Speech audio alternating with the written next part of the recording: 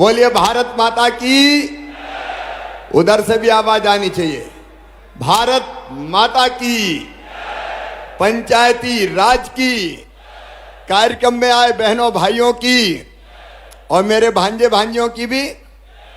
मंच पर विराजमान हमारे पंचायत और ग्रामीण विकास मंत्री, जो बहुत यशस्वी ढंग से इस मंत्रालय को चला रहे हैं, आदरणीय श्रीमान महेंद्र सिंह सिसोदिया जी।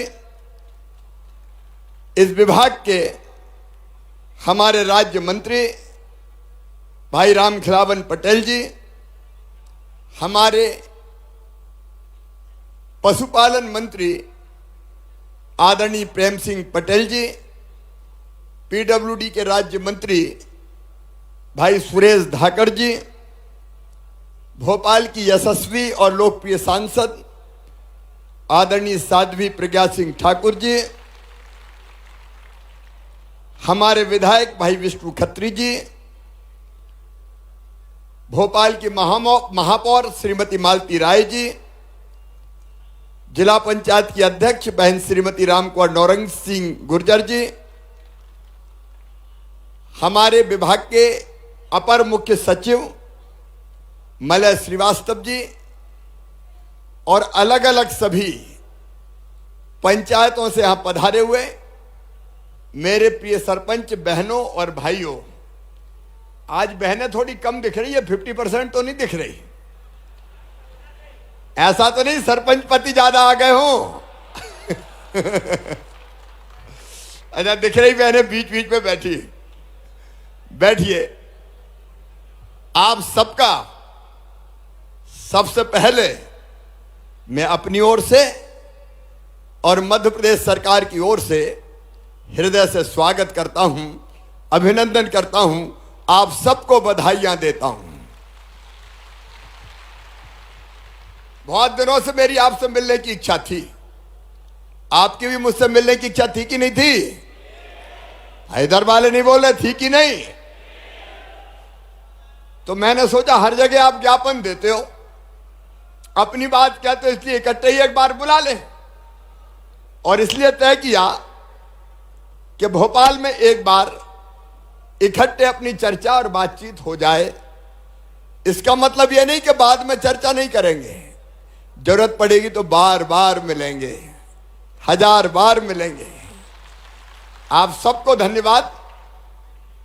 हमारे मंत्री जी जैसा बता रहे थे कि हमने निमंत्रण दिया कि आप सब आए, तो हमने बुलाया और तुम चले आए। एक बार फिर आप सबका बहुत बहुत स्वागत। मैंने पहले ही कहा कि मैं और आप एक बराबर हैं। आप ग्राम पंचायत के सरपंच हैं, मैं बड़ी पंचायत का सरपंच हूं। भाई, लोकतंत्र में जो बड़ी पंचायत का होता है वो बड़ी संभालता है, जो छोटी पंचायत का होता है वो छोटी पंचायत संभालता है। तो है अपन दोनों बराबर।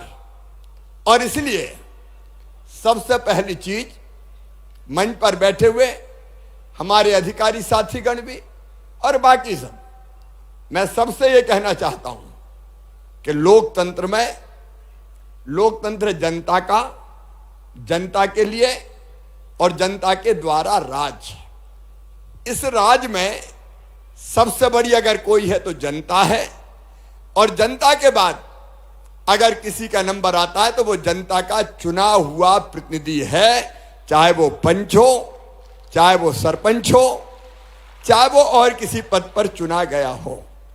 लोकतंत्र में चुनी हुई व्यवस्था ही सबसे ऊपर होती है।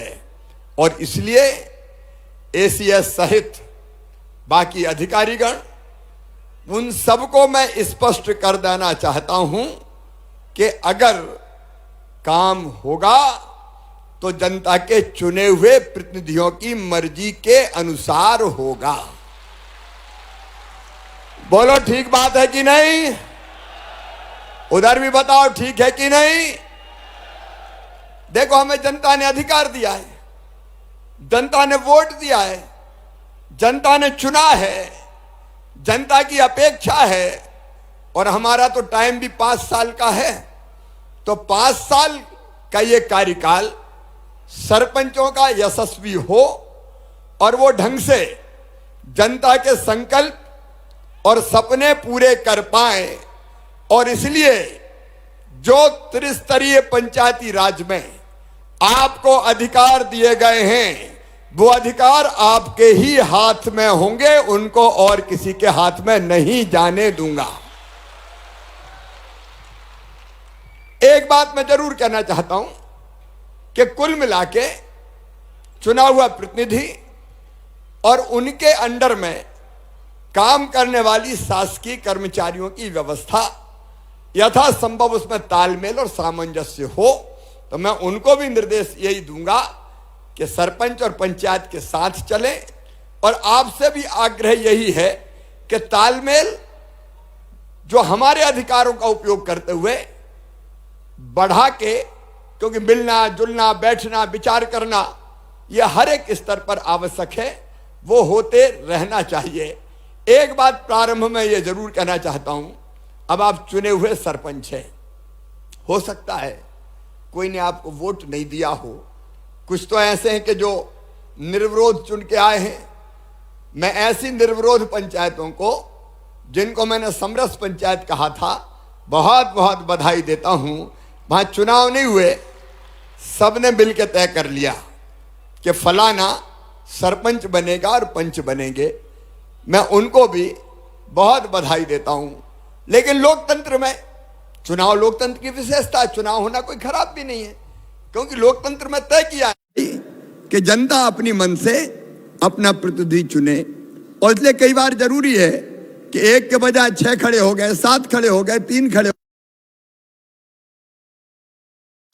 चुनाव लोकतंत्र की खूबी भी है। लेकिन एक प्रार्थना मेरी आप सबसे है, पंचायत में जनता सब अपनी रहती है। अब जिनने चुना, कुछ ने वोट दिया होगा, कुछ ने वोट नहीं दिया होगा, यह स्वाभाविक है। लेकिन चुनने के बाद आपके मन में यह भाव ना रहे कि इसने नहीं दिया, जरा इसको तो देखता हूं। कई बार थोड़ा हो जाता है कि वो वोट दिया ही नहीं। देखो, अब अपने लिए बड़ी दृष्टि रखें, सबका भला करके।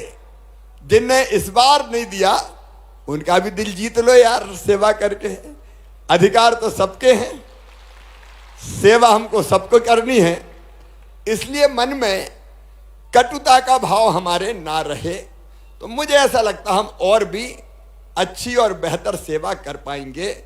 यह भारतीय जनता पार्टी की सरकार है, अपने प्रधानमंत्री नरेंद्र मोदी जी है, उनने भी कहा सबका साथ, सबका विकास, सबका विश्वास और सबका प्रयास। तो हमारी कोशिश हो कि विकास के काम में हम सबको साथ लेकर चलने की कोशिश करें। और मेरे प्रिय बहनों और भाइयों, एक बात और समझ लेना कि जनता तो अपने पास आएगी, रोज मांग करेगी, मच्छर हो रहे हैं, सरपंच क्या कर रहे हो तुम। अब तब ये मत कह देना कि ये सरपंच, ये मच्छर मारना मेरा काम है क्या कोई। देखो भैया, जनता तो हर काम के लिए आएगी, आपसे अपेक्षा है कि आप पूरा करो। कई बार अपन को गुस्सा आने लगता है, अरे वोट दे दे तो खरीद लाए का, खा ही जा रहे हैं, सवेरे से लेकर शाम तक लगे जो ही करते रहे काम। तो भैया देखो, जनता ने चुना है तो नाराज होने का अधिकार हमको नहीं है, चिड़चिड़ाने का अधिकार हमको नहीं है। हमको सुनना है, इतना जरूर है कि थोड़ा टाइम टेबल बना लेना चाहिए। पंचायत में कब बैठेंगे, लोगों को सूचना रहे कि इतने बजे से इतने बजे तक बैठेंगे, तो लोग भी उस समय आए ताकि बाकी काम भी कर पाएं।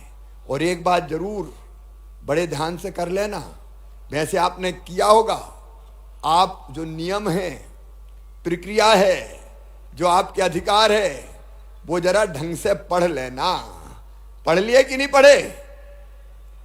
अरे पढ़े कि नहीं? देखो भाई, हर पंचायत में मंत्री जी आपके अधिकारी बैठे, हर पंचायत में अधिकार क्या क्या है ये पूरा एक गाइडलाइन बन के चली जाए ताकि सबको पता चल जाए कि हम ये कर सकते हैं। और नहीं तो सरपंच तो हम हैं और चला कोई और रहा है, ये नहीं होना चाहिए। और इसलिए मैं आपसे भी कह रहा हूं कि हमको पढ़ लेना चाहिए अपने अधिकार, वो जरूरी है। और एक बात और निवेदन है मेरा कि बिना पढ़े कोई भी प्रस्ताव आए, भैया कभी दस्तखत मत करना, बिना पढ़े दस्तखत मत करना। अगर लोकतंत्र है, वैसे तो सब पढ़े लिखे चुने हैं, लेकिन अगर कहीं कोई इक्का दुक्का ऐसा भी भाई या बहन हो तो कोई सब ढंग से समझ ले, वो इसमें कोई बुराई नहीं है। बाद में ऐसे मामले भी आए कि जांच हुई तो सरपंच साहब ने कहा अरे हमने थोड़ी देखो, तो वो आ गए सचिव बा ने दस्तखत करा ले। तो इस चक्कर में मत रहना। देखो सारी चीजें समझ ही रहे होंगे, मैं कोई ये नहीं मानता कि आपने नहीं समझी होगी। दूसरी बात मैंने अभी कहा है, इतनी बड़ी पंचायत में पूरी ट्रेनिंग नहीं होती, तो ब्लॉक के स्तर पर पूरी ट्रेनिंग हो कि ये अधिकार है, ये काम है, ये प्रक्रिया है, ये नियम है, काम ऐसे करना है, ताकि हम सब चीजों को ढंग से समझ के अगले 4.5 साल ढंग से काम कर पाएं। ये कुछ चीजें मुझे लगी कि आपको बताना मेरी ड्यूटी है। एक बात मेरे बहनों और भाइयों, कि जनता को उनके हक देना है, उनके अधिकार देना है। जो जो पात्र भाई बहन हैं वो उनके अधिकार से वंचित ना रह जाए। देखिए सरकार यहां से तो योजना बना देती भोपाल से। अब भोपाल में जब वल्लभ भवन में हम समीक्षा करते हैं तो हमारे सामने अच्छा ही अच्छा पिक्चर सामने आता है। प्रधानमंत्री आवास बोले दनादन बन रहा है साहब, जल जीवन मिशन बोले बढ़िया पानी जा रहा है। अब बढ़िया जा रहा है कि नहीं जा रहा है ये तो आपको ठीक पता होगा, मैं तो हर एक गांव जाके देख नहीं सकता। मैं कोशिश कर रहा हूं, कई जगह आजकल औचक निरीक्षण कर रहा हूं, देख रहे होंगे आप, अचानक जाके भी देख रहा हूं। जहां गड़बड़ मिल रही है वहां सही करने का काम भी कर रहा हूं, वो भी देख रहे हो कि नहीं देख रहे हो आप लोग, तो वो भी कर रहा हूं। लेकिन मैं आज चाहता हूं कि मेरे बहनों और भाइयों, आप मेरी आंख और मेरे कान बन जाओ ना। मेरी बात समझ में आई कि नहीं? देखिए सही जानकारी कि योजना कई जगह बहुत अच्छी पहुंचती है, इसमें भी कोई दो मत नहीं है, काम बहुत अच्छा होता है। कई बार उसमें निचले स्तर पर गड़बड़ें हो जाती है, तो हमको सही जानकारी मिले ये जरूरी है। और इसलिए मेरे प्रिय सरपंच बहनों और भाइयों, हम दोनों बड़ी पंचायत और छोटी पंचायत मिलके एक हो जाएं। आपके और मेरे बीच में एक फोन कॉल की दूरी रहे, ताकि कोई आपको बताने लायक चीज हो। मेरे दोनों मंत्री साथी आदरणीय महेंद्र सिंह जी, भाई रामखिलावन जी, आपके नंबर भी दे दो और मेरे नंबर भी सीएमओ के, अभी नंबर लिख के मुझे दे देना, मैं बोल के भी बता दूंगा, यहाँ सीएमओ के जो अधिकारी होंगे वो दे देंगे। देखिए अगर कहीं कोई चीज ठीक से नहीं हो पा रही है, ऐसी चीज है कि मुख्यमंत्री को ध्यान दिलाना चाहिए, तो मैं आपको विश्वास दिलाता हूं कि गड़बड़ अगर होगी तो उसको ठीक करने में मैं कोई कसर नहीं छोड़ूंगा। ढंग से लोगों तक,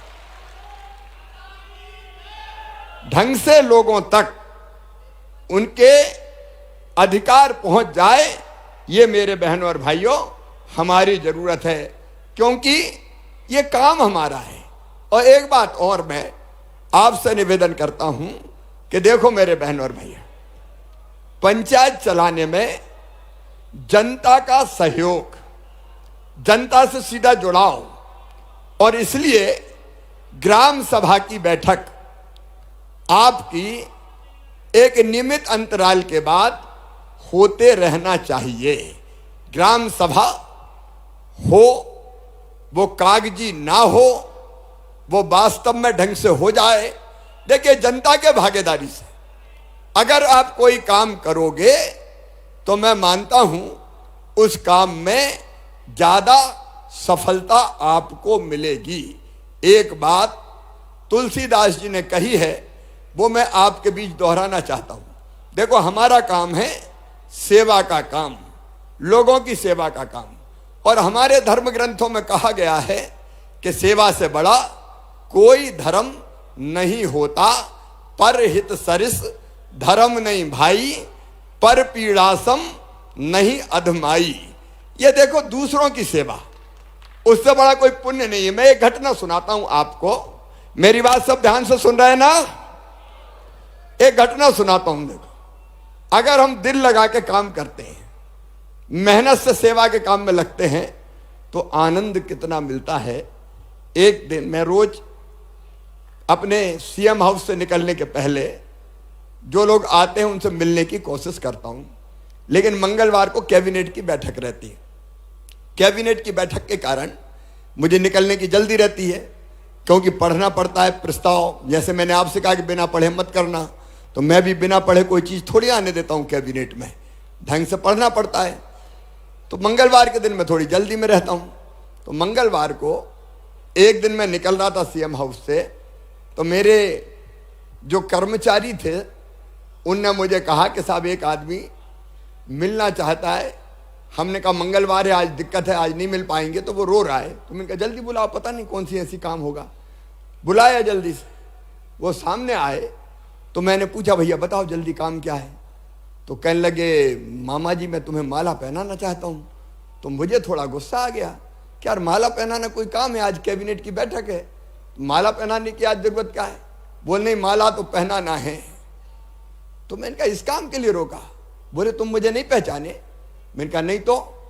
बोले जब तुम दौरे पे आए थे मेरे जिले में, तो मेरा एक हाथ नहीं था, तुमने कलेक्टर को बुला के कहा था कि इसका हाथ लग जाए, मेरा वो हाथ लग गया है, तो मैं अपने उस हाथों से तुमको माला पहनाना चाहता हूं, इसलिए मैं रो रहा।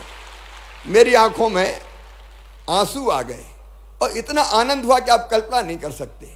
किसी दुखी की सेवा कर देना मन को आनंद और प्रसन्नता से भर देता है, और इसलिए भाव अपना ये रहे कि हम बेहतर ढंग से लोगों की अच्छी सेवा कर पाएं।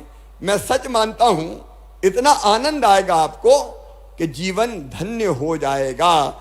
इससे बड़ा पुण्य और कोई दूसरा सच में नहीं होता। देखो, इस भाव से काम करेंगे तो आनंद आएगा। और दूसरा भाव ये है कि मर गए फिर आ गया ये सवेरे से परेशान करने, तो फिर अपन चिड़चिड़ाते हैं। कई बार मन में ऐसा भाव आता है कि सवेरे सवेरे आ गए। तो अगर काम का दृष्टिकोण बदल जाएगा तो काम करने में आनंद आएगा। अब देखिए, कुछ जवाबदारी मैं आपको देना चाहता हूं। कुछ ज्ञापन आपने मुझे दिए हैं, तो वो मेरी ड्यूटी है कि उनमें जो कठिनाई आपने बताई उनमें से जो हल हो सके वो हल करूं। मैं उसके बारे में भी चर्चा करूंगा, उसके बारे में भी बात करूंगा। लेकिन कुछ चीजें ऐसी है जिसकी अपेक्षा मुझे, भैया बैठ जाओ सरपंच, मैं बाद में मिलते हुए जाऊंगा, ऐसा मत करो। कुछ चीजें ऐसी है जिसकी अपेक्षा मुझे आपसे है, तो कुछ आपको अपेक्षाएं हैं, कुछ मुझे अपेक्षाएं हैं। तो मुझे जो आपसे अपेक्षा है वो बताऊं क्या? सब नहीं बोल रहे, बताऊं क्या? देखो, नंबर 1, आप कोशिश करो कि अपने गांव को हम समरस गांव बनाएं। अब चुनाव निपट गए, चुनाव के बाद हम सब कैसे मिलके एक हो सकते हैं? क्या ये हो सकता है कि हम तय करें कि हमारे गांव में अगर छोटे मोटे झगड़े हैं तो वो झगड़े पुलिस में नहीं जाएंगे, हम बैठ के समाधान करने की कोशिश करेंगे। लेकिन छोटी छोटी चीजों में लड़ाई झगड़ा हुआ, कहा सुनी हुई और एफआईआर हुई, तो फिर पुलिस वाले पहुंच गए गांव में। उसके बाद आपसी झगड़े में ही आप ये मानो ऊर्जा भी खर्चा होती है अपनी, और धन का भी अपव्यय होता है, धन भी फालतू जाता है। एक कोशिश कर रहे, मैं नहीं करता कि 100%, हाँ बड़ा कोई झगड़ा हो गया, कोई 302 कोई 307, तो पुलिस आएगी। लेकिन मैं छोटी मोटी चीजों की बात कर रहा हूं। बोलो इसके लिए तैयार है? सब तैयार हैं? तो हम एक गाइडलाइन जैसी बनाएंगे कि भाई छोटे मोटे मामले में अगर गांव में निपट जाए तो उसकी एफआईआर ना हो। ग्राम स्वराज का एक नया कॉन्सेप्ट तैयार करके मैं आपके सामने प्रस्तुत करूंगा, जिसमें गांव की चीजें गांव में निपटे, इस बात की कोशिश हो। दूसरी चीज वो, और मैं आज आपसे निवेदन करना चाहता हूं, बड़ी उम्मीद से मैंने आपको बुलाया है। देखिए, बड़ी खुशी की बात है और मैं आप सबको बधाई दे रहा हूं, आपके प्रयत्नों से हुआ है ये। पश्चिमी भारत में ग्रामीण, देखो स्वच्छता में, शहरी स्वच्छता में मध्य प्रदेश नंबर 1 है हिंदुस्तान में, हम नंबर 1 पे हैं। इंदौर जैसे शहर ने चमत्कार किया है, लेकिन ग्रामीण क्षेत्र में भी, पश्चिम जोन में, गांव में भी स्वच्छता में मध्य प्रदेश नंबर 1 पर है। अब हम क्या ये फैसला कर सकते हैं कि मेरी ग्राम पंचायत स्वच्छ ग्राम पंचायत होगी? ये शिवराज सिंह चौहान नहीं कर सकता, ये सरपंच पंच और उनकी टीम ही कर सकती है। घूड़ा काय को गली पे सड़क पे पड़ा रहे, पानी काय को खुले में बहे, हम कैसे बेहतर व्यवस्था, हर व्यक्ति शौचालय में जाए, टॉयलेट का उपयोग करे, ये स्वच्छता से कई बीमारियां दूर होती है। तो एक मेरी अपेक्षा है कि हमारा गांव स्वच्छ रहे। बोलिए, इसके लिए तैयार हैं आप? उधर वाले भी तैयार हैं? स्वच्छ गांव हम बनाने की कोशिश करें।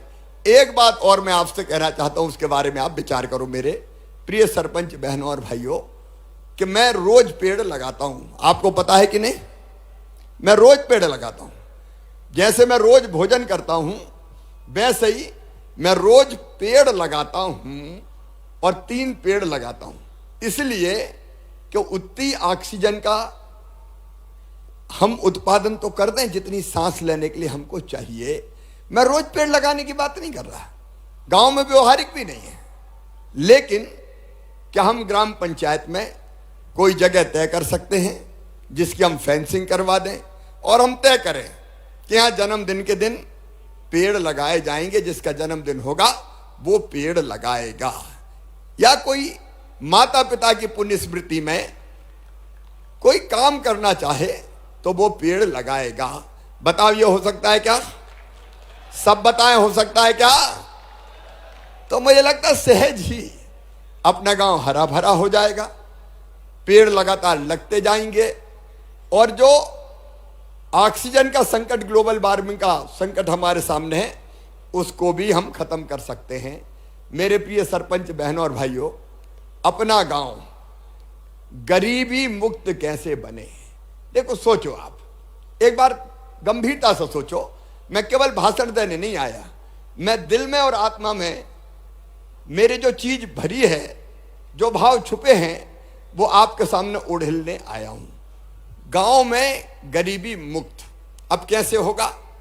देखिए, रोटी, कपड़ा, मकान, पढ़ाई, दवाई और रोजगार का इंतजाम, ये अगर हमने ढंग से कर दिया तो गांव गरीबी मुक्त होगा। अब नंबर 1 रोटी, तो राशन की व्यवस्था है, आप सब जानते हैं। आपको और ठीक से उस व्यवस्था को देखना है कि 5 किलो फ्री में राशन प्रधानमंत्री गरीब कल्याण योजना का जा रहा है, और 5 किलो मुख्यमंत्री अन्नपूर्णा योजना का अन्न आता है। ये अनाज ठीक से बटे, ये हमारी लगातार कोशिश रही है। लेकिन माइक्रो लेवल पे तो आप ही देखोगे ना कि कहीं कोई गड़बड़ नहीं हो रही। अगर ये हमने ढंग से देख लिया तो एक सीमा तक अन्न की पूर्ति हो जाती है। तो आप देखोगे क्या? मैं आपसे पूछ रहा हूं, सब देखेंगे? और मैंने तय किया है कि भाई देखो, वैसे अन्न हमारे यहां बढ़ता है, अनाज हमारे यहां बढ़ता है, लेकिन हमने तय किया है कि अगर अनाज के मामले में कोई ने जरा भी गड़बड़ की तो सीधे हथकड़ी लगेगी और जेल जाएगा, छोड़ेंगे नहीं किसी भी कीमत पर। लेकिन आप अपनी पंचायत में देख लोगे तो गरीबी मुक्त करने का एक बड़ा काम हो जाएगा। दूसरा, रोटी के साथ मकान। देखो मेरे प्रिय बहनों और भाइयों, प्रधानमंत्री आवास योजना के मकान, जिसमें 60% पैसा प्रधानमंत्री जी देते हैं, 40% पैसा राज्य सरकार मिलाती है। लगातार मकान आ रहे हैं, 38 लाख मकान हमारे बन चुके हैं। अभी 8 लाख मकान पर निर्माण का काम चल रहा है। इस साल हमने 10,000 करोड़ रुपए का बजट मकानों के निर्माण के लिए दिया है। आगे आपके कई के आवेदन आए कि आवास प्लस के नाम कट गए, पोर्टल बंद हो गया, कई तरह की चीज बताई। तो भारत सरकार के साथ मिलके, क्योंकि पोर्टल भारत सरकार का है, वहां से चीजें आती है, तो हम उस समस्या का भी समाधान करेंगे। लेकिन जो मकान बने वो ढंग से बन जाए, मकान का पैसा मकान में ही लग जाए, ऐसा ना हो कि मकान बने ही नहीं। और एक बात और, सब जगह से नहीं आती, लेकिन कुछ जगह से ये खबर भी आती है कि पैसा तो आएगा खाते में, लेकिन आवास प्लस की सूची में नाम आया तो 5-10 हजार रुपया झटक लिए कि ला हम तेरा स्वीकृत करवा देते हैं। ऐसी शिकायतें आई कि बहुत कम आई, मैं बहुत ज्यादा की बात नहीं कर रहा, लेकिन जिनने ऐसा किया उनको हमने नौकरी के बाहर भी कर दिया, सेवाएं समाप्त भी कर दी, कार्रवाई भी की। लेकिन आपकी जवाबदारी मेरे बहन और भाइयों कि जितने मकान आए वो ढंग से बन जाए, गरीब का मकान, गरीब की छत हो जाए। इसमें आपका सहयोग चाहिए कि काम ठीक से हो जाए। बोलिए, आप सबका सहयोग मिलेगा। हम धीरे धीरे जैसे जैसे आते जाते हैं मकान बनवाते हुए चले जाएं। अब ये मकान भी हो गया तो एक तीसरी चीज, अब वो प्रधानमंत्री आवास की राशि के लिए तो आप जानते हैं दिल्ली बात करनी पड़ी। अब वो आवेदन आ गया तुम्हारा मेरे भाई अरे ये नहीं है, देखो आपका ज्ञापन आ गया, उसमें से जो संभव है वो किया जाएगा। कुछ चीजें भारत सरकार के हाथ की है, कुछ चीजें मध्य प्रदेश सरकार के। अभी तो आप जो राशि आती है उसका बेहतर उपयोग हो जाए और मकान बन जाए, इस काम में लगे। राशि बढ़ना है कि और कुछ होना है वो भारत सरकार के हाथ की बात है, तो उन तक बात पहुंचाने का काम करेंगे। एक बात और मैं आपसे कहता हूं, वो है कि अपने गांव का हर बच्चा पढ़ने स्कूल जाए, कोई भी शिक्षा से वंचित ना रहे। देखो आप कर सकते हो, ये मैं नहीं कर सकता। आप जानते हो निःशुल्क किताबों की व्यवस्था, 8वीं तक यूनिफॉर्म की व्यवस्था, मध्याह्न भोजन की व्यवस्था, कई व्यवस्थाएं। और एक बात और मैं आज आपको कह रहा हूं, यहां से खुले मंच से मैं आप सबको आग्रह कर रहा हूं कि जो बच्चे पढ़ने में तेज हैं, किसी भी जाति और समाज के हों, बिना इस भेदभाव के हमने मध्य प्रदेश में यह तय किया है कि 12वीं में अगर 75% लेके वो आ गए तो लैपटॉप तो मिलेगा ही, लेकिन medical college, engineering college, IIT, IIM, law college, कहीं भी एडमिशन होगा तो फीस मम्मी पापा नहीं भरवाएंगे, मामा भरवाएगा, भारतीय जनता पार्टी की सरकार भरवाएगी। और इसलिए गांव में बच्चे स्कूल जाएं, नंबर 1। दूसरे, शिक्षा की गुणवत्ता सुधरे, इसलिए CM राइज स्कूल खोल रहे हैं। सब जगह तो नहीं बन सकते, अभी बीच बीच में बनाना शुरू किया है, और वो इतने अच्छे स्कूल होंगे कि हर प्राइवेट स्कूल को मात करेंगे। मैं उसके विस्तार में नहीं जा रहा, क्योंकि उनमें जो भवन ही बन रहे हैं वो 35-35, 30-30 करोड़ रुपए के बन रहे हैं। वहाँ लैब, वहाँ लाइब्रेरी, वहाँ प्लेग्राउंड, खेल का मैदान, वहाँ स्मार्ट क्लास, सबका इंतजाम करने की कोशिश कर रहे हैं। मेरी कोशिश रहेगी कि सरकारी स्कूल की जो शिक्षा है वो प्राइवेट स्कूल से बेहतर हो जाए, और एक दिन वो आए कि प्राइवेट से निकाल के लोग सरकारी स्कूलों में बच्चों का एडमिशन कराएं। उस दिशा में कोशिश जारी है। लेकिन बच्चे स्कूल जाए, इसमें आप सबका सहयोग चाहिए। बोलिए, मिलेगा? जोर से बताएं, मिलेगा? अब इसके बाद इलाज की व्यवस्था के लिए मैं आपसे निवेदन कर रहा हूं। देखो, इलाज गरीब के लिए सबसे बड़ी चीज है। बीमार हो गए तो कई बार उधार पैसा लिया, और उधार पैसा फिर कई दिनों तक चुकता नहीं है, और इसलिए आयुष्मान कार्ड व्यापक पैमाने पर बनाए गए। अभी आपके सहयोग से ही मैं आप सबको बधाई देना चाहता हूं कि आप सब ने मिलके जो शिविर लगाए गांव में, अलग अलग हितग्राही मूलक योजनाओं के जो हितग्राही थे उनके नाम जुड़ जाए पात्र के, तो 83 लाख लोगों के नाम जोड़ दिए गए अलग अलग योजनाओं के अंतर्गत। 83 लाख लोगों के, उसमें एक है आयुष्मान कार्ड। आयुष्मान कार्ड में 5 लाख रुपए तक का बड़ी बीमारी का इलाज केवल सरकारी अस्पताल में नहीं, प्राइवेट अस्पताल में भी निःशुल्क किया जाएगा। और एक और मैं आपको आग्रह कर रहा हूं कि एक तो आयुष्मान कार्ड से इलाज, और उसके बाद भी कोई दिक्कत हो जाए तो मुख्यमंत्री स्वेच्छानुदान की राशि मेरे पास है। अगर कोई गंभीर बीमारी किसी को हो तो मेरे प्रिय बहनों और भाइयों, मैं आपसे निवेदन कर रहा हूं, वो बिना इलाज के ना रह जाए। हमें खबर लग जाए, हम उसका यथासंभव इलाज करवाने का भरपूर प्रयास करेंगे, ताकि कोई गरीब कैंसर का पीड़ित हो, ब्रेन ट्यूमर का हो, हार्ट का हो, कई की अप्रोच हो पाती है और कई की अप्रोच नहीं हो पाती, तो वो इलाज अपना ढंग से कर पाए। देखो ये चीजें ऐसी है कि मैं भोपाल में बैठ कर करना चाहूं तो चाह के भी नहीं कर सकता, इसलिए उसमें आपका सहयोग मुझे चाहिए। एक बात और, हमारा गांव की हर योजना मैं लगातार इस बात पे जोर दे रहा हूं, और फिर आपका सहयोग चाहता हूं कि पूरी तरह से भ्रष्टाचार से मुक्त हो। उसमें आप सबका सहयोग मुझे मिले। जो गड़बड़ करे उसको हम छोड़ेंगे नहीं, ये मेरा संकल्प है, लेकिन मिलके करेंगे तो ये काम भी हम कर पाएंगे। फिर एक लाडली फ्रेंडली गांव। देखिए, अपने गांव में मेरी आप सबसे प्रार्थना है कि हम बेटियों का और माताओं का सम्मान करें। अब पुराना जमाना बदल गया है और धीरे धीरे ये जागृति आ रही है। पहले तो बेटी का जन्म का मतलब होता था कि आफत आ गई हो, कई बार कई जगह ये मानते थे, सब जगह की बात मैं नहीं करता, लेकिन लाडली लक्ष्मी योजना ने पूरे परिदृश्य को बदल दिया है। बेटियां देवियां हैं, और इसलिए हमारा गांव बेटियों के आगमन पर स्वागत करे, उनका बेटियों के जन्म पर स्वागत करे उनका, ये प्रार्थना है मेरी। मैं हर कार्यक्रम में ये संदेश देने की कोशिश करता हूं, बेटी बोझ नहीं, बेटी वरदान है। तो बेटियों के प्रति आदर रखे हमारा गांव, इसमें आपका सहयोग चाहिए। बोलिए मिलेगा? तो बोलिए भारत माता की। एक गांव का अपन मास्टर प्लान बनाएं, इसको आप ध्यान से नोट कर लेना। गांव का मास्टर प्लान, जैसे शहर का मास्टर प्लान बनता है, वैसे हम गांव का मास्टर प्लान बनाएं। और गांव के मास्टर प्लान में आप तय कीजिए कि पहले साल कौन सा काम करना है।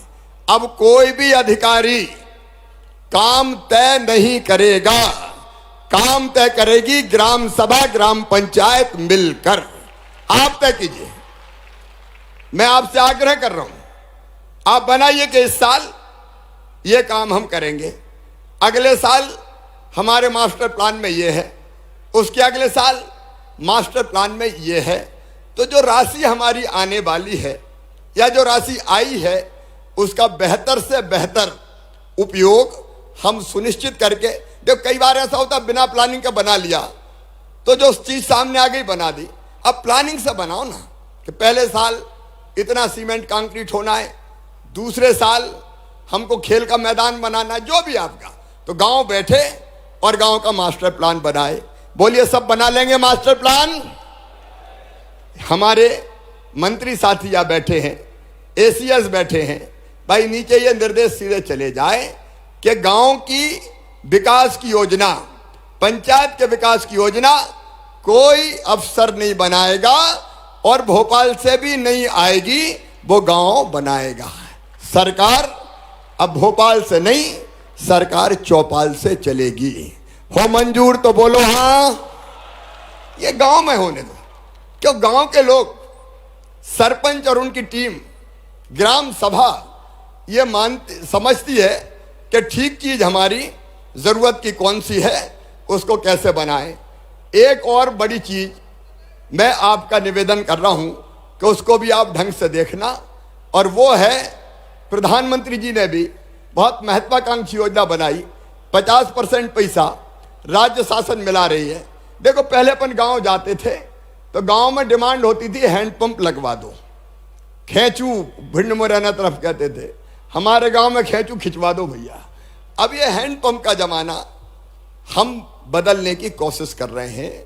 अब जल जीवन मिशन के अंतर्गत गांव गांव में पीने का पानी पाइपलाइन बिछा के और घर में टोटी वाला नल लगा के देना है, ताकि हैंडपंप पे पानी भरने नहीं जाना पड़े और नल की टोटी खोलें तो झरझर पानी आ जाए, गुंड गगरा और बर्तन भर जाए। ये एक बड़ी क्रांति है। पानी कितना महत्वपूर्ण है आप जानते हैं मेरे बहनों और भाइयों। पानी नहीं होता तब पानी की कीमत समझ में आती है। लेकिन जल जीवन मिशन की योजनाएं ठीक से बन जाए, मैं आप सबसे प्रार्थना कर रहा हूं और आपको अधिकार भी दे रहा हूं कि जल जीवन मिशन की योजनाएं चेक करो। हजारों करोड़ रुपया खर्चा हो रहा है या होने वाला है, ताकि आपके गांव में ये पीने के पानी की व्यवस्था ढंग से हो सके। ये चेक करने का अधिकार आपको है और एक नंबर दूंगा कि अगर काम ठीक नहीं हो तो आप जरूर वहां शिकायत करना, ताकि योजनाओं को हम चेक कर पाए और जो योजना बन गई है उसका संचालन फिर ठीक ढंग से हो सके। सेल्फ हेल्प ग्रुप करे या गांव की समिति करे, वो भी आप व्यवस्था बना लेना। नहीं तो कई बार पेयजल की योजना बन गई और फिर नल में पानी है ही नहीं, टंकी बन गई, पाइपलाइन बिछ गई, उपयोग हो ही नहीं रहा, सूखी टंकी खड़खड़ा रही है और कौआ बैठ रहे हैं बाप है। अब इससे कोई फायदा थोड़ी ही कही जाएगा। और इसलिए इसका ढंग से उपयोग हो जाए, ठीक से बन जाए। जल कर की वसूली गांव के साथ मिलके, क्योंकि भविष्य में अगर ठीक से चलाना है तो वो आवश्यक है। तो ये जवाबदारी भी मैं आपको सौंप रहा हूं और आपसे मैं निवेदन कर रहा हूं कि इस जवाबदारी को भी आप निभाने की कोशिश करें। आपकी जितनी भी फ्लैगशिप स्कीम है उन पे आज मैं बात नहीं कर रहा। पीएम आवास योजना, जल जीवन मिशन, स्वच्छ भारत, एक चीज और स्व सहायता समूह। ये स्व सहायता समूह गरीब बहनों के कई जगह बहुत महत्वपूर्ण काम कर रहे हैं और इनकी आमदनी कई जगह एक एक बहन की आमदनी 10,000 रुपया महीना से भी ज्यादा हो गई है। तो ये एक नई ताकत है, एक नई क्रांति है और इसलिए सेल्फ हेल्प ग्रुप को आगे बढ़ने में आप सहयोग करना। मैंने गरीबी की बात कही थी, एक है रोजगार। रोजगार की कई योजनाएं हैं, उन पे आप नजर रखो। प्रधानमंत्री रोजगार सृजन कार्यक्रम, मुद्रा बैंक की योजना, मुख्यमंत्री उद्यम क्रांति योजना, सेल्फ हेल्प ग्रुप की कई योजनाएं। अब हम महीने में एक दिन रोजगार दिवस बनाते हैं और उस दिन अधिकतम योजनाओं में बैंकों से टाई अप होके पैसा पहुंच जाए खातों में, इस बात का इंतजाम करते हैं। तो ये स्व सहायता समूह शक्तिशाली बने और रोजगार की योजना में भी गांव में बच्चों को रोजगार मिल जाए। एक जानकारी आपको, 1 लाख तो सरकारी नौकरियां, उसके विज्ञापन लगभग निकल रहे हैं, उसमें भर्ती कर रहे हैं। निवेश के माध्यम से प्लेसमेंट हो, उसमें रोजगार की कोशिश कर रहे हैं। और तीसरी स्वरोजगार की योजना, उसके माध्यम से भी लोगों को रोजगार मिले, बच्चों को रोजगार मिले। एक बड़ा क्रांतिकारी कदम उठाया है, उसकी जानकारी मैं आपको देना चाहता हूं। देखो, एक अंग्रेजों ने षड्यंत्र किया था अंग्रेजी थोपने का, हमारे सर पर अंग्रेजी थोप दी गई और वातावरण यह बना दिया गया कि अंग्रेजी वाले ही समझदार है, बाकी तो गंवार है। लेकिन अंग्रेजी का मतलब विद्वता नहीं है। मेडिकल की पढ़ाई, इंजीनियरिंग की पढ़ाई, बड़ी क्लासों की पढ़ाई कायम होगी अंग्रेजी में। उस अंग्रेजी की अनिवार्यता के कारण गांव के बच्चे पीछे रह गए, गांव के बच्चे पिछड़ के रह गए, गांव के बच्चे सफल नहीं हो पाए। और इसलिए हमने मध्य प्रदेश की धरती पर तय किया कि अंग्रेजी की अनिवार्यता नहीं रहेगी, मेडिकल इंजीनियरिंग की पढ़ाई भी हिंदी में की जाएगी। हिंदी में पहला राज्य अपना मध्य प्रदेश बना जहां तय कर दिया अंग्रेजी की अनिवार्यता समाप्त, हिंदी में पढ़ाई की जाएगी। और इसलिए देखना, अब गरीब के बेटा बेटी भी, किसान के बेटा बेटी भी डॉक्टर बनेंगे। लेकिन जरूरी है कि हमारे पढ़ाई का काम चलता रहे। मेरे मित्रों, ये कुछ चीजें ऐसी है जो मैंने आपसे सहयोग के लिए मांगी है। एक नंबर मैं आपको जो हमारे राज्य मंत्री है और उनके वहाँ से नंबर आप अनाउंस कर देंगे तो वो सारे नंबर यहाँ पे सबके पास नोट हो जाएंगे। एक मेरा मुख्यमंत्री निवास का नंबर नोट करके दें, पीछे कौन सा है? हाँ, मुख्यमंत्री कार्यालय का एक ये नंबर नोट करके रखो। और ये हमारे मंत्री द्वय का नंबर वहां से अनाउंस होगा जब ये कार्यक्रम खत्म होगा। एक मुख्यमंत्री कार्यालय का नंबर है 0755, ये कोड है 0755। इसके बाद नंबर है 244 223 1 244 2231। ये मैं आपको भेजूंगा अभी। इन चीज़ों में जो मैंने सहयोग मांगा है उसके लिए इसके साथ 2-3 चीज़ें और आपके समस्याओं के बारे में थोड़ी मुझे चर्चा करनी है जो आपने मुझे बताई। एक सफल होने के लिए एक मंत्र देता हूं। देखो, एक बार जीतना आसान है, जीतने के बाद लोकप्रियता बरकरार रखना ये बहुत कठिन काम है। भगवान श्री कृष्ण ने गीता में एक श्लोक कहा है, वो श्लोक मैं आपको सुनाना चाहता हूं। अर्जुन ने भगवान श्री कृष्ण से पूछा कि अच्छा कार्यकर्ता कौन? तो भगवान श्री कृष्ण ने कहा, मुक्त संगो, अनहमवादी, धृति उत्साह समन्विता, सिद्धि असिद्धियो निर्विकारा, कर्ता सात्विक उच्चते। मुक्त संगो मतलब जो संग से मुक्त हो, राग द्वेष से मुक्त हो, सबको बराबर मानता हो और सबके साथ समान व्यवहार करता हो। कौन ने साथ दिया नहीं दिया आप देखे बिना सबकी सेवा करे, वो है मुक्त संगो। अनहमवादी मतलब जिसमें अहंकार ना हो। अब मैं मुख्यमंत्री बन गया और मैं घमंड में चूर हो जाऊं कि साला मैं तो साहब बन गया, अब मेरे बराबर कौन है, और कोई से ढंग से बातें नहीं करूं, तो ये उचित नहीं है।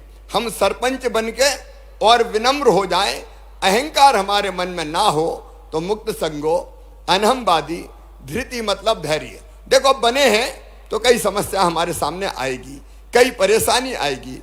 मैं भी परेशानियों का सामना करता हूं, तो हम धैर्य ना खोएं, उसमें से रास्ता निकालने की कोशिश करें। कोई शिकायत कर रहा है, कोई लगा रहा है पीछे से, कोई काम नहीं करने दे रहा है, कई तरह की चीजें आती है, फील्ड में आती कई तरह की चीजें। तो वैसे में भी हम धैर्य से रास्ता निकालें, धैर्य ना खोएं। तो मुक्त संगो, अनहमवादी, धृति और उत्साह मतलब काम करने का उत्साह हमारे मन से कभी समाप्त ना हो, उत्साह से भरे रहें तो हम बेहतर कर पाएंगे। और सिद्धि असिद्धियों निर्विकारा, सफलता मिली तो ठीक है, नहीं भी मिली तो घबराए नहीं। ऐसे कार्यकर्ता को सात्विक कार्यकर्ता कहते हैं। तो ये हम ध्यान रखते हुए काम करें कि दिक्कत आएगी, परेशानी आएगी, मुसीबत आएगी, बाधाएं भी आएगी। आप अच्छा काम करोगे। अब अगर गांव में अनुशासन बनाना है, गांव में अतिक्रमण ना हो, व्यवस्था अच्छी बनी रहे, तो थोड़ी बहुत बाधा आएगी। सब एक जैसे तो होते नहीं है। तो उन बाधाओं को भी धैर्यपूर्वक सामना करते हुए अनुशासन और व्यवस्था गांव में बना के रखने का काम अगर आप करेंगे तो हम गांव इतने बेहतर बना लेंगे कि लोग उदाहरण देंगे। कई पंचायतों का लोग उदाहरण देते हैं कि फलानी पंचायत देख लो, वहां इतना अच्छा काम हुआ है। मैं चाहता हूं मित्रों कि आपकी पंचायत भी उन पंचायतों में से हो कि लोग ये कहें कि अगर काम देखना है तो चलो फलानी पंचायत का देख लो। एक आदर्श पंचायत, एक आइडियल पंचायत अगर आपकी पंचायत को आपने बना दिया तो काम करने में आनंद आएगा और पीढ़ियां नाम लेगी कि फलाने जी सरपंच बने थे, तब हमारी ये काम प्रारंभ हुए थे और हमारा गांव ऐसा बन गया। अब आपने कुछ आवेदन अपनी समस्याओं के संबंध में सौंपे हैं, उनमें कई तरह की चीज है, अलग अलग आवेदन हैं। उनमें से कुछ चीजों पे मैं आज चर्चा करूंगा, कुछ चीजों को हम वर्कआउट करेंगे।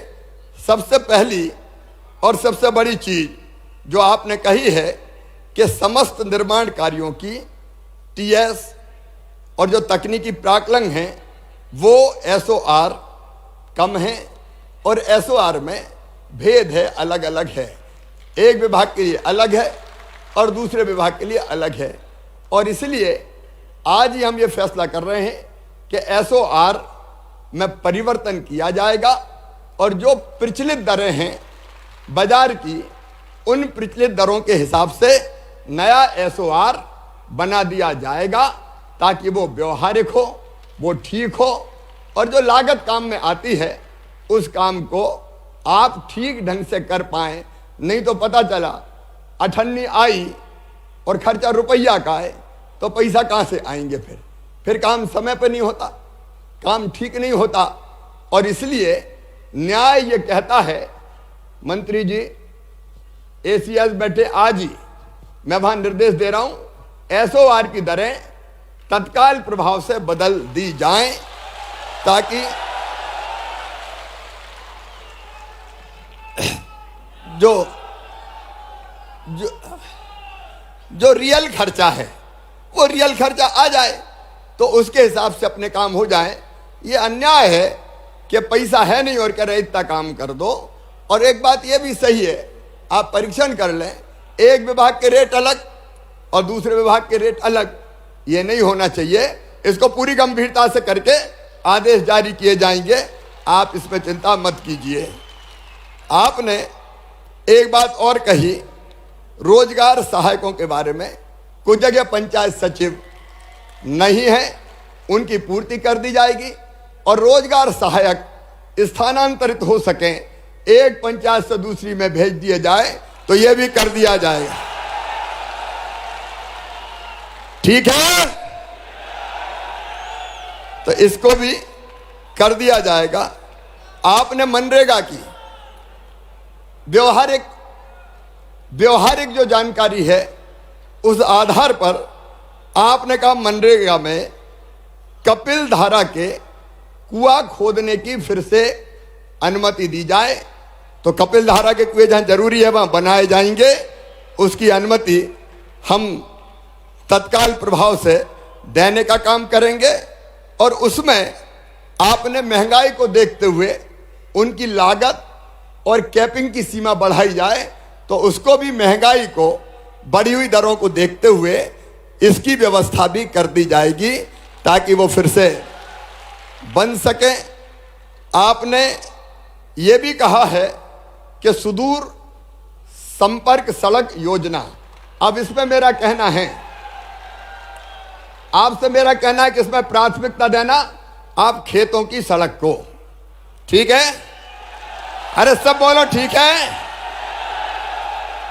गांव की सड़कें हम कोशिश करेंगे कि अलग फंड से बनाएं, लेकिन खेतों की सुदूर सड़क संपर्क योजना हम फिर से प्रारंभ कर रहे हैं। लेकिन उसमें प्राथमिकता खेत की सड़कों को दे देना आप, क्योंकि कई बार किसान ये मांग करते हैं कि खेत में जाने का रास्ता नहीं है, पगडंडी गड़वाट बनी है, तो वो बन जाएगी तो फसल का आना जाना ये सुगम हो पाएगा।